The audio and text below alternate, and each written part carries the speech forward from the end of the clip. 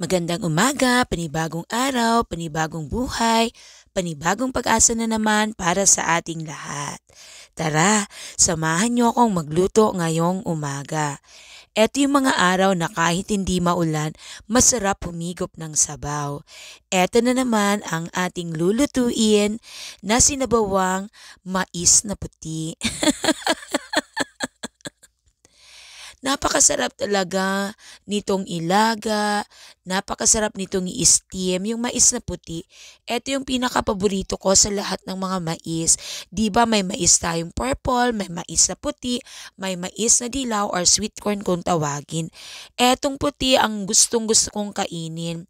Maliban kasi sa malapot siyang kainin, basta napakasarap ng lasa niya compared sa sweet corn na mais. Oy, iba-iba ang ating mga panlasa ha. Eto naman kasi sa panlasa ko ang napakasarap talagang kainin para sa akin. So napakasarap din itong igari pero since nga si Mikmik katulad ng sinabi ko doon sa mga una kong video, ayaw niya ng ginagari. Mas gusto niyang kainin yung ganitong mais, yung may pagukpok pa kung tawagin sa amin. Kaya ganito ang forma or style ng sabaw na niluto ko. So ayan, kumuha lang ako ng karning manok, karning baka, hiniwang maliliit ni tate at eto nilaga ko na.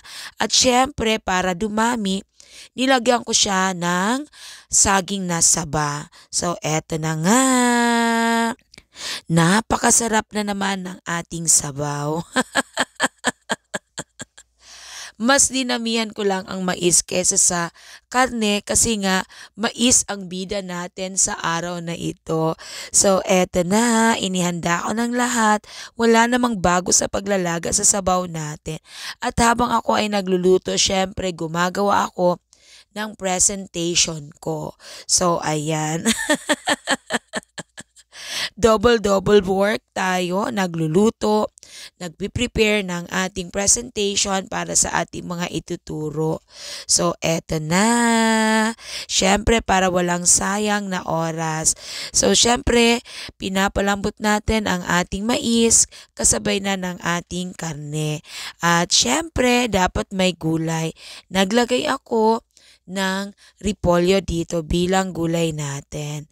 So ayan, palalambutin lang natin ang ating karne at ang ating mais.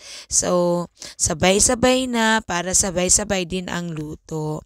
So, amoy pa lang nito, sobrang relaxing na, napakasarap sa pakiramdam, lalong-lalo na kapag hinigop mo ito, hahagod na naman sa ating lalamunan, yung pagod na pagod nating lalamunan. Yung nangangati nating lalamunan kasi ito ay may luya din.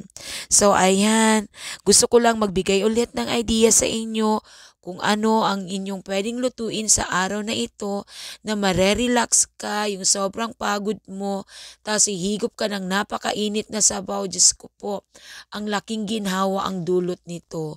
Busog ka na relax ka na, ginhawang ginawa pa ang ating pakiramdam. So ayan, maraming salamat sa palaging panonood sa aking mga videos. Naway lagi nyo kaming suportahan. At eto na, higop-higop na tayo. Ayan, sarap na naman ang ating araw ngayon at ang ating mga anak dahil sa ating ulam na naman. Thank you so much for watching. God bless us all. Love you all. Bye!